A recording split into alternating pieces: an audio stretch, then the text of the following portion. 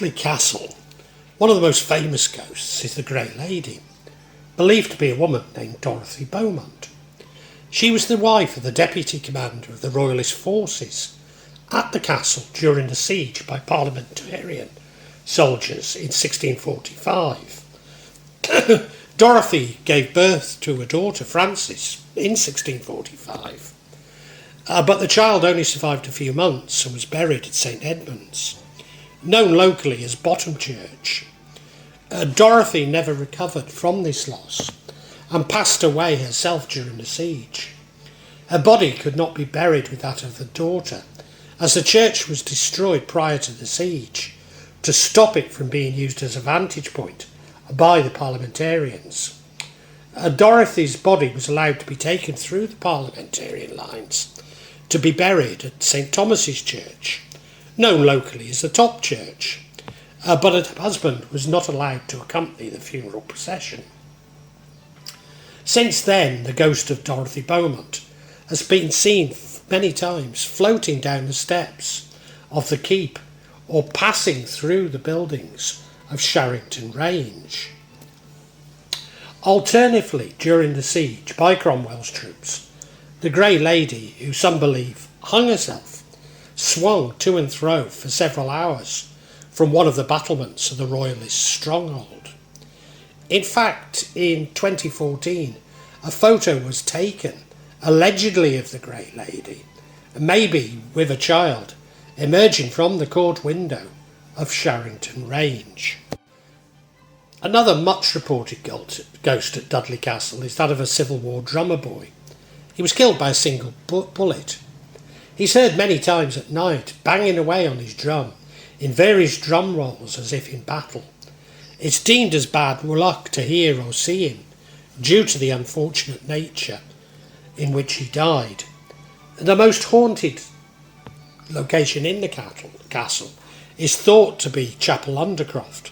In an ancient building there's a stone coffin that's believed to have once held the body of one of the castle's most feared lords, John Somery. On many occasions people reported seeing legs behind the coffin, believed to be that of John himself. Other reports include people feeling their clothes being tugged at and their bodies prodded. On one particular occasion, the little girl flipped over a chair during a paranormal investigation. Many people have been acknowledged by an elderly couple who walk through the grounds of the castle and zoo, not just by night but in the daylight hours too. Their clothing suggests being another time. He may lift his hat, she may nod in your direction, but they both disappear just as quickly before your very eyes.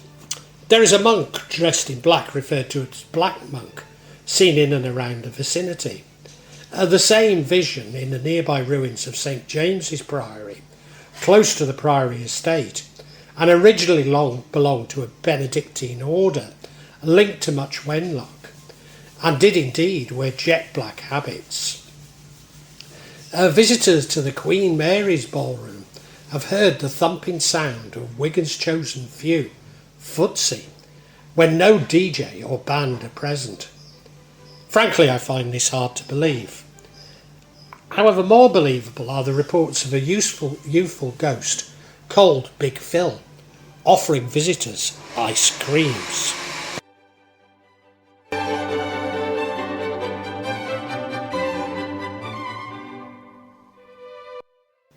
The Station Hotel is an Art Deco building opposite Dudley Castle and has become a magnet over the years for people with interest in the paranormal.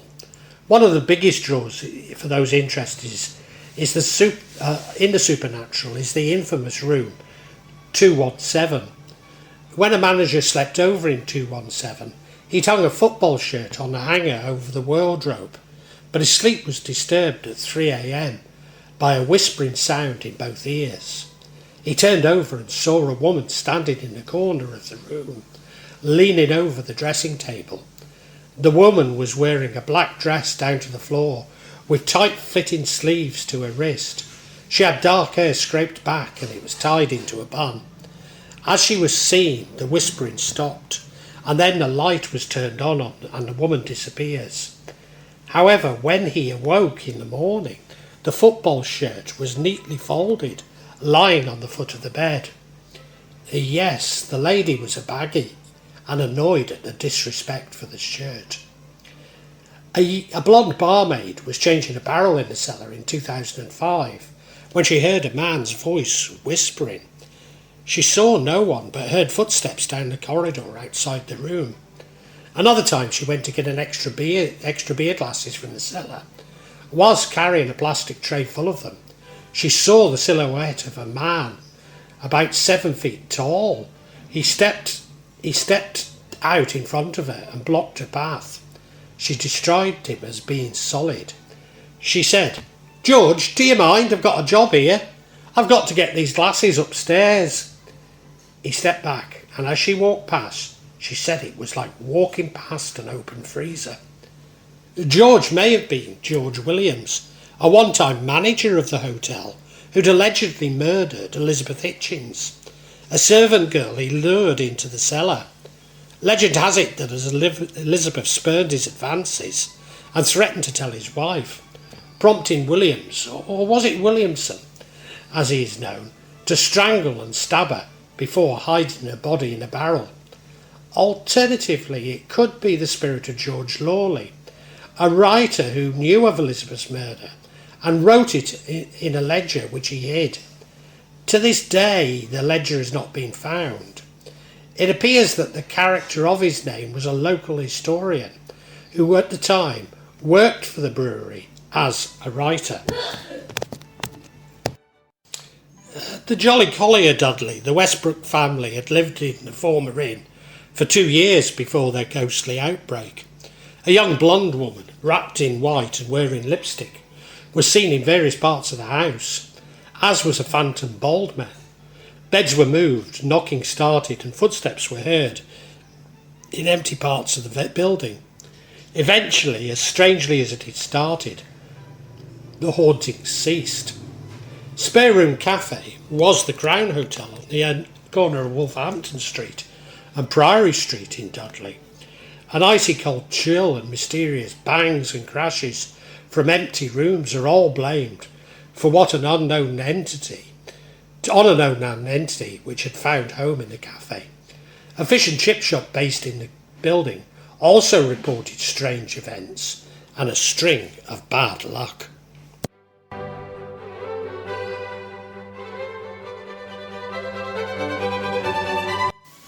Dudley Hippodrome is a historic and landmark building located on Castle Hill in Dudley. The Art Deco styled venue opened in 1938. It last operated as a theatre in 1964 and closed altogether in 2009, having been used as a bingo hall. When the doors finally closed, they may have shut on alleged hauntings that are said to still happen inside the place. The main ghost that allegedly haunts the site was affectionately nicknamed George by staff. He's supposed to cause a lot of poltergeist activity around the historic building. This included knocking noises in the stage area, cold spots, doors opening and closing, electrical equipment being interfered with, and lights being switched on. Taps were sometimes found running in the gentlemen's toilets after being turned off, where they were then turned back on. Upon going to turn taps off once more, a staff member reported a strong push to the shoulder, causing them to fall forwards into the corner of the sink. St Edmund's Church is better known locally as Bottom Church, is associated with local hangman Edmund Croker, who is buried in the churchyard there.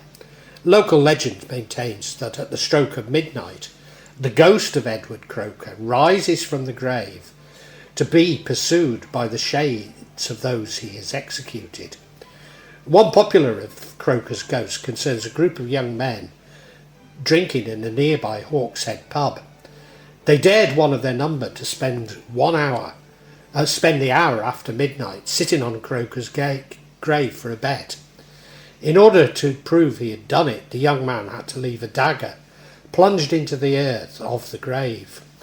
The drunken young man was seen to enter the churchyard, but no one else had the nerve to stay around to witness the deed. The next morning the young man was missing. A search revealed his corpse, laid out alongside Croker's grave, with a look of sheer terror on his face.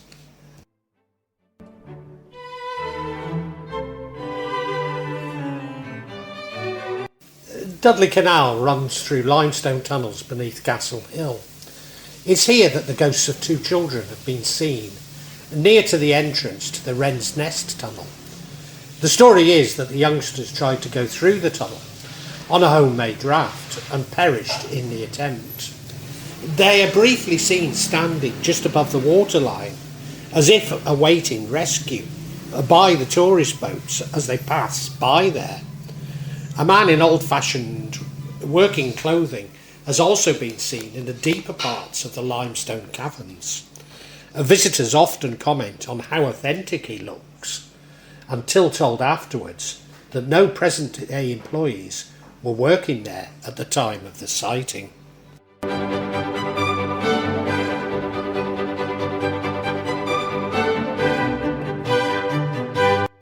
Sedgley, the Beacon Hotel's former landlady, Sarah, may still keep an eye on her former pub. One witness observed a female form walking through the roll, while sounds of movement can be detected emerging from empty rooms.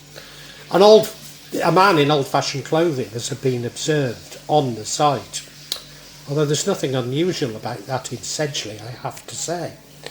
The White Lion, Sedgley, appeared in the local press in 2023 when placed on the market, with one of the unique selling points being two ghosts, a royalist soldier and a former landlady.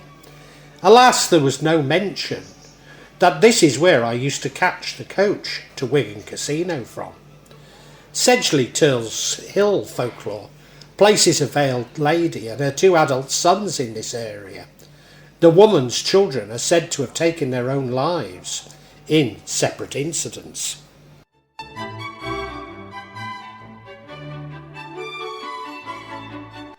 Early one morning, a member of staff walking past the chemist shop at the Black Country Museum noticed three old ladies in authentic Victorian dresses chatting inside. Assuming they were costumed staff, she looked away, but on looking back, the ladies had vanished. An entry between the chemist shop and the chapel. It is here that a tall, slim lady in period dress has been seen again by museum staff. As soon as they look away and glance back, the lady is gone. The Toll House, dating back to 1845, is another building where strange occurrences are reported. Very often, visitors will ask if one particular room is haunted. It's always the bedroom on the right. On one occasion, a lady asked if she could look in the bedroom as the door was closed. She opened the door and quietly closed it. When asked why she had not gone in, the lady said she did not want to disturb the girl sleeping on the bed. The room was empty. The Bottle and Glass public house was moved from its original location in Brookmoor to the Black Country Living Museum, where it was backed onto the canal as it does now. When the pub had been shut up, a man described as having a very round face and wearing circular glasses had been seen peering out of one of the windows. The sound of someone moving around in the back room is regularly heard by the pub staff. Even they know the room is empty. Staff also sometimes have the experience of someone tapping on their shoulder. Of course, when they turn around, there's no one there. Female staff in costumes sometimes have their long dresses pulled, as if by a child. This may be the same child who has been seen in and around the pub, and the child is said to be 10-year-old Isaac Male, or that could be Malay, I guess. When the canals were busy with horse-drawn working barges, Isaac worked for boatman James Haynes.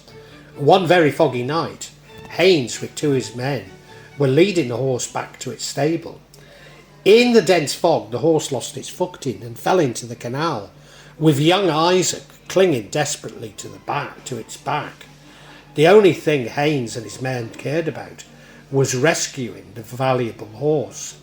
It took some 20 minutes before they got the horse out of the canal and finally turned their attention to Isaac.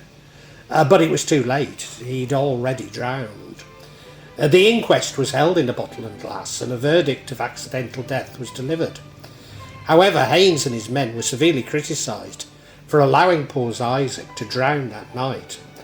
It seems that his mischievous spirit has never left, despite the buildings being relocated to the Black Country Living Museum.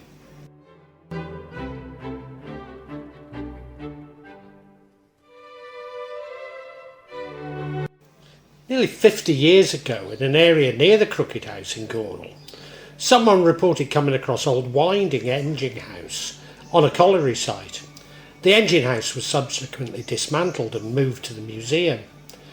All of a sudden, they felt confronted by an overwhelming sense of evil, trying to unnerve them enough to lose their balance. Praying and commanding it to get back wherever it came from, they stepped right through it, got down and got out as quickly as they could. Whatever it was, nerves or something nastier, the incident left him shaking for several minutes. In fact, the Crooked House has historically rumoured to be haunted, including by a barmaid near Polly. Of course, the Crooked House has recently been in the news as property speculators demolished the historic building, and much to the condemnation of locals and indeed the national press. At Lower Gornel St James's Church, ghostly voices were heard in the churchyard, and a local vicar was assaulted by an unknown force. An exorcism finally disposed of the entities. Whereas on Straits Road junction of Cotwell End Road, a postal worker was surprised to see a 17 or 18-year-old man wearing an orange t-shirt and jeans out on a cold and frosty morning. The man carried a small bag and his skin was incredibly pale. I'm not surprised on a frosty morning in t-shirt and jeans. The figure walked past the postal worker, looking right back at her, but did not speak. The worker was amazed that anyone could have such pale skin and turned to take a second look, only to find that he'd disappeared. The Black Horse pub in Cradley, which is no longer standing, in the green room located on the 3rd floor, was said to be haunted by the ghost of a serving girl by the name of Lucy. Haddon Hill House in Cradley Heath is another building which is said to have a ghostly past. Eleanor, or possibly Elaine, of High Seach Mill is said to wander the building, looking for her over, a monk from Halesowen Abbey. Legend has it that they were planning to elope, but met a disturbing end when an underground passage between the house and the abbey was bricked up. Both ghosts have been seen. He is walking around praying. Elaine is crying and wringing her hand. Another spirit dressed in Victorian clothing is said to wander the gardens of Haddon Hill House. Maybe it's the 19th century industrialist who built Haddon Hill House in 1878, George Alfred Haden Best. There have long been stories of a white lady seen on the stairs in the former dining room and walking across the waters of the southern pond in the park. A legend does not tell us who she was, but her water walking activities suggest that she used to pass that way before. It was created and it refuses to be diverted. She may be more closely associated with the original Haddon Hall, which Haden Best retained as an annex for his aunt, than the Victorian Haddon Hill House. Aldnell Road hit the news headlines in 2008 following a series of reports of motorists crashing their car to avoid a small child in the road. No child has ever been found. However, many do believe that what they had seen may have been a ghost.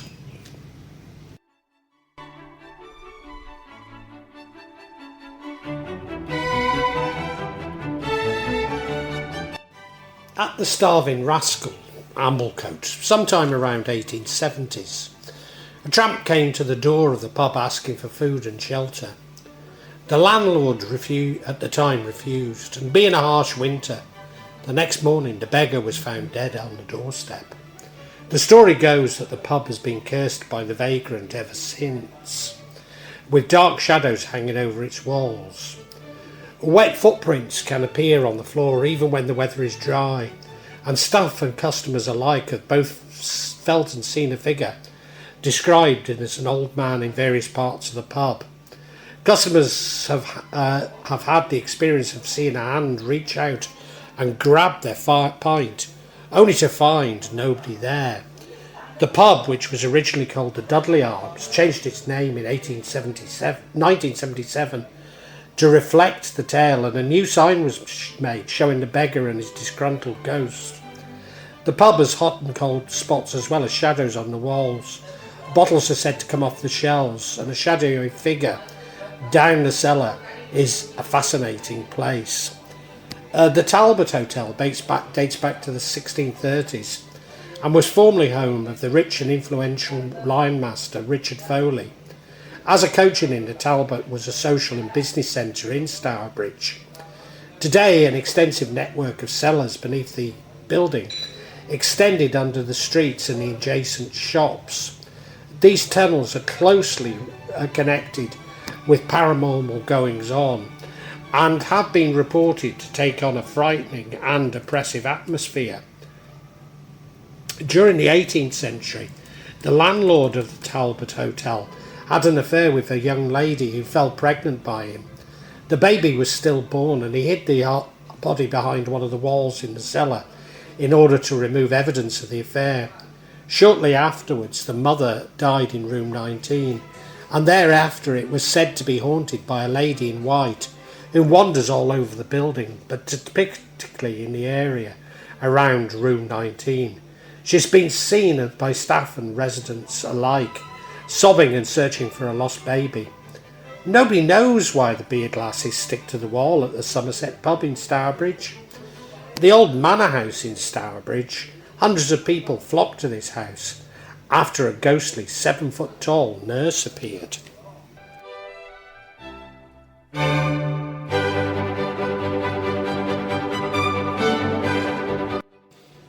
Drakelow Tunnels began life as a shadow factory for British Leyland during the Second World War, producing aero engines. During the Cold War, Drakelow Tunnels became a nuclear bomb shelter, designated as Regional Seat of Government 9. The tunnels were originally dug out of sandstone. Explosives were used to blast out more than 3 miles underground, and not without serious accidents. One of the worst on record took place in October of 1941, when the roof collapsed in the tunnel 1 and killed 3 men. In the tunnels themselves, 1940s war music has been heard, and when the source of the music is tracked, it immediately stops. Strange mists have been reported to descend on Tunnel 4, and on one occasion a caretaker's German shepherds were transfixed by a misty figure in the tunnel. The dogs bolted off, terrified, and have not returned. People are said to experience the feeling of being watched, and some claim to have been touched or pushed. A male figure has been spotted on one occasion around a fully lit doorway, and has been given the name Oswald, and is thought to have been one of the workers killed in the construction of the tunnels. The Bunded Warehouse in Stourbridge is a 3-storey canal-side building, which has parts dating back to 1799. It's reported to play host to a variety of strange events. Both staff and visitors at the Bonded Warehouse are said to have experienced objects moving, doors opening and closing by themselves, and mysterious figures appearing. A video is said to have captured a ball bouncing in an upstairs room.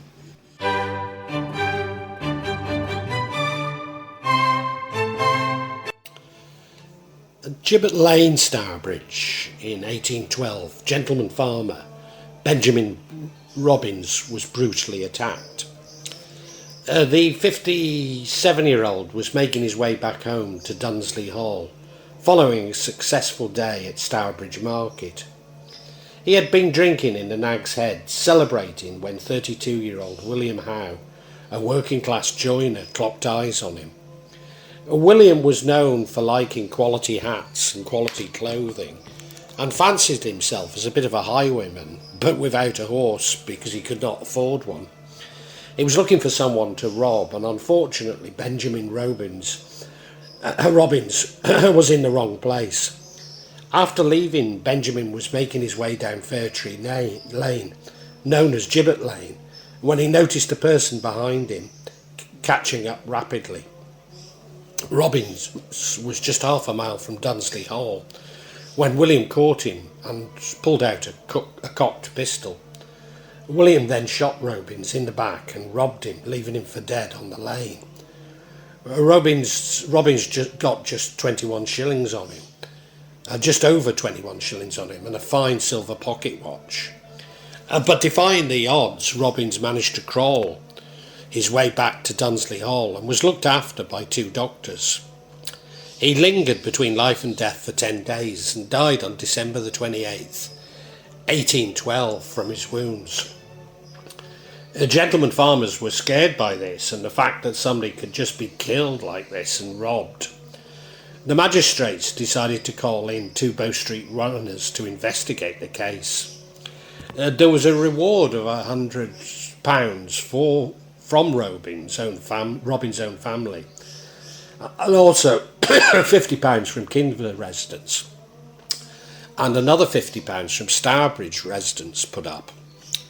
The landlord of the Nag's Head, a famous coaching inn, recalled a rather suspicious stranger who'd spent most of the day in the pub, drinking in the tap room, and seemed particularly interested in Robbins.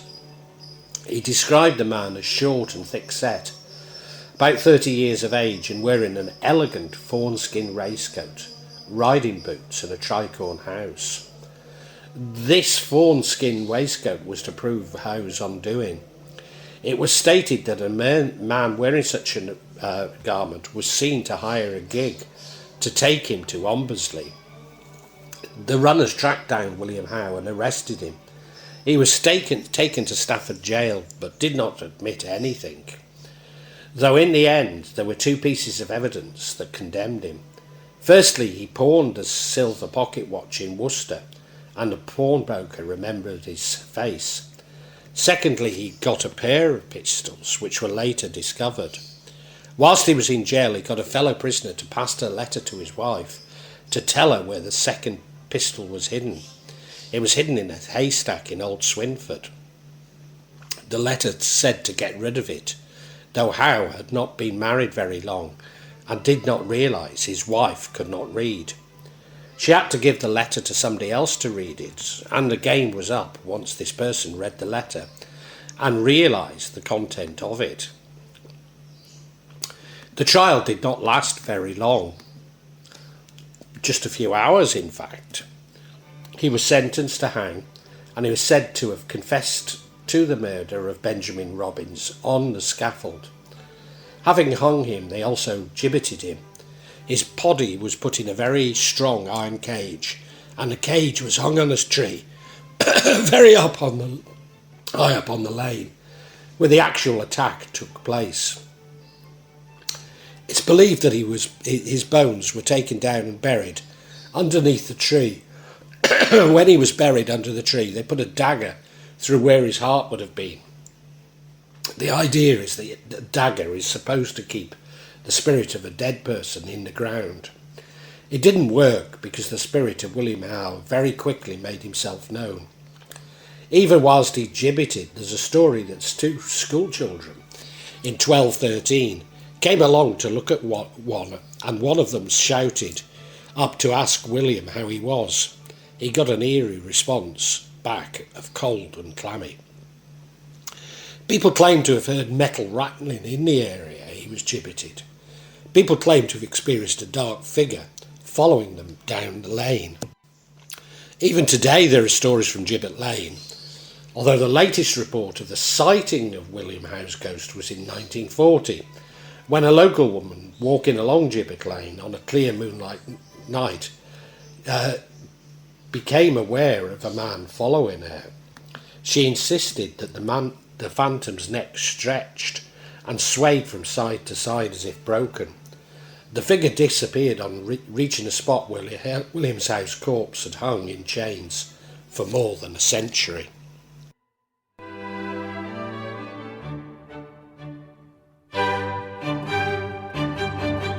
In Hagley, the Badger's Sett's pub, previously called the Gypsy's Tent, nicknamed Bella, a phantom woman said to haunt the cellar, and is said to be connected to the body of a female who was found in witch hazel nearby. A woman discovered inside the hollow trunk of witch ale was thought to have been murdered in an unknown ritual. Shortly after the crime, graffiti sprang up asking who put Bella in witch elm. The crime remained unsolved to this day, and animals are reported to be weary of the area. A ghostly male in uniform has also been spotted on the road outside the Badger's Sett pub. Halesowen, between the town and the Lickey Hills, when wild boars lived wild, the devil would periodically come out hunting with his hellhounds. They patrolled this area, inducing nightmares in any witness careless enough to watch them. Whereas on the High Street, Halesowen, where a Anglo-Saxon church once stood, is home to a large black dog which glides around. Its howls are prevalent throughout August. The little chop house Halesowen is reputedly haunted by the ghost of a little girl who died of scarlet fever in the early 1900s. She seems to be something of a playful entity who likes to hide things and have them reappear in unlikely places. Her footsteps can sometimes be heard in the pub, and she is particularly active when a new licensee takes over. Old Odnell Road, section of a B road which runs between Halesowen and Stourbridge, is considered an accident black spot, despite the fact that it's basically straight and has no strange chambers to speak of. The other big difference between this and other black spots, though, is that many drivers report that their accidents came about as a result of swerving to avoid ghostly apparitions of young children in Victorian dress.